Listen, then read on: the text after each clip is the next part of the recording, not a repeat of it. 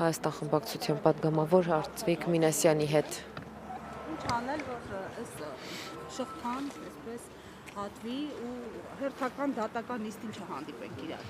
Ես կարծում եմ ձեր ներկայությունը շատ կարևոր է նախ եւ առաջ հայ հանրությանը ներկայացնելու այն այլանդակությունը, այն հակապետականությունը, հակաեկեղեցականությունը, այն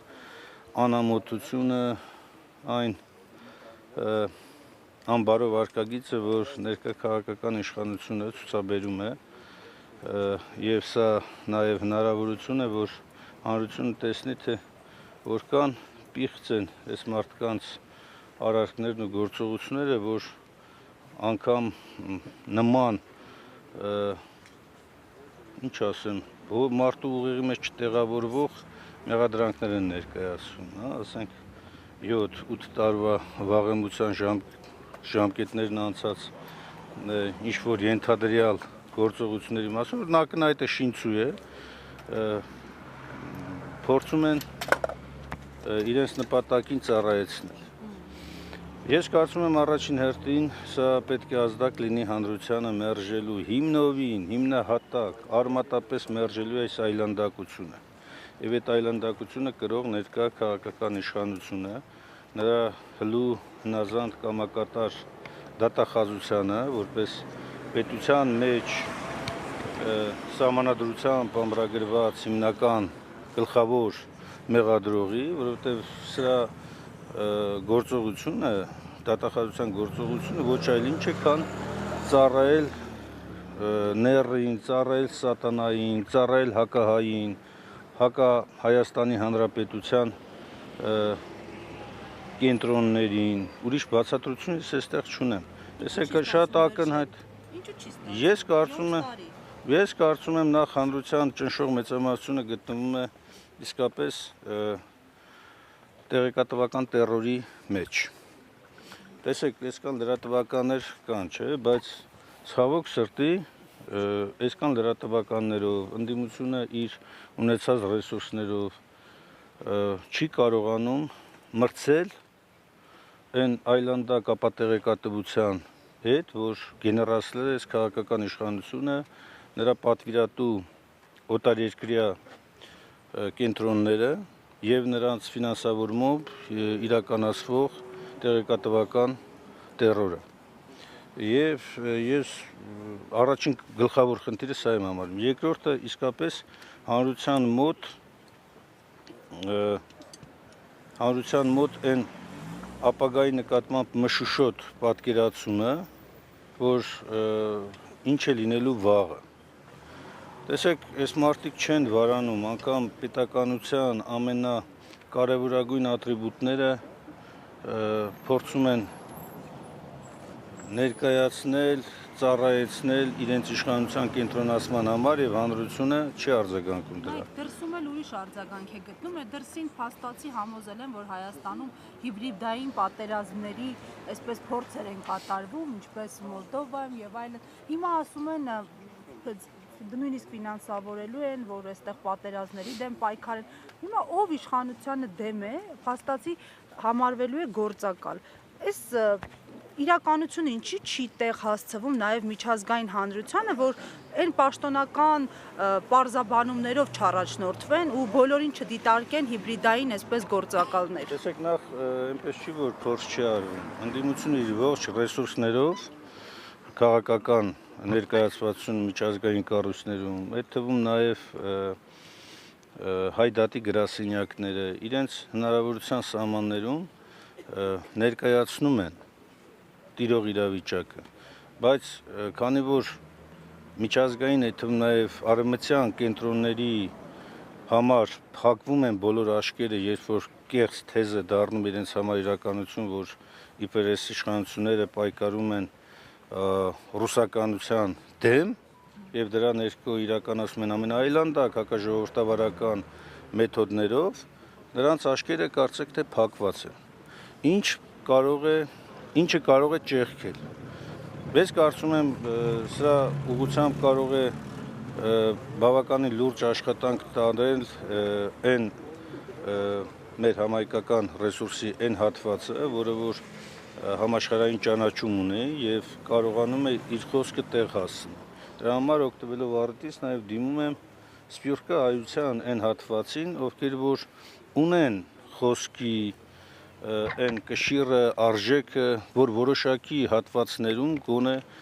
հնարավոր է տեղ հասցնել եւ իրենց հեղինակությունը կարող են օգտագործել, բացելու նաեւ շատ միջազգային հանրության տեսակետից շատ կենտրոնների աչքերը այս այլանդակությունների վրա։ Առաջինը սա, երկրորդը հանրության մեջ ամենաակտիվ հատվածը, անկախ նրանից թե քաղաքական ինչ հայացքներ է կրում, նրանք բոլորը պետք է այսօր համընդհանուր պայքար տանեն այս իշխանությունների դեմ, այս այլանդակություններին վերջ տալու համար։ Եվ վերջապես երրորդ կարևոր ռեսուրսը իմ խորին համոզմամբ դա բոլոր այն հնարավոր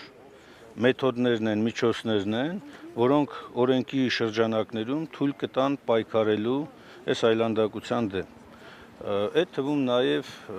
ամոթանքի այն արշավը, որ պետք է սկսվի իրավապահ մարմինների նկատմամբ։ Բոլորի կողմից, ընդ որում ես նկատի չունեմ անօրինական արտահայտություններ, վիրավորանքներ եւ այլն։ Ճշմարտությունը բացելու, նրանց բերելու իսկապես մարդկայնության դաշտ, չասեմ նույնիսկ օրինականության, ասեմ մարդկայնության դաշտ, որովհետև չի կարող էլ այս աստիճանի այլանդակություն չի կարող ուղղակի լինել։ Եվ սա պիտի հանրային պարծավանքի արժանանա այս մեթոդները։ Այս մարդկանց տակտիկան ժողովրդի համար պիտի պարզ լինի։ Սկզբում վարկաբեկել, հետո ամենաայլանդակ, ամենաանտրամաբանական մեթոդներով մարդկանց ներկայացնել մեղադրանքներ։ Նույնը Արշակ Սրբազանի պարագայում է։ Սկզբում վարկաբեկել, որովհետև չեն մարսում այն նզովքը, որ արեց Արշակ Սրբազանը, վարկաբեկել, այնուհետև փորձել քրեական տարբեր գործերի հետ կապել, հետագայում էլ նաև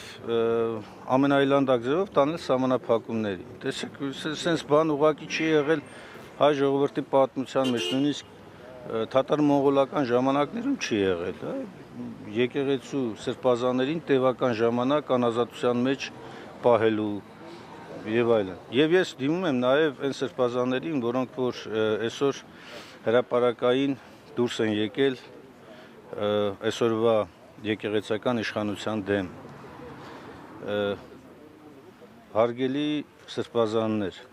այն ինչ որ ձեզ ներկայացվում է իշխանության կողմից,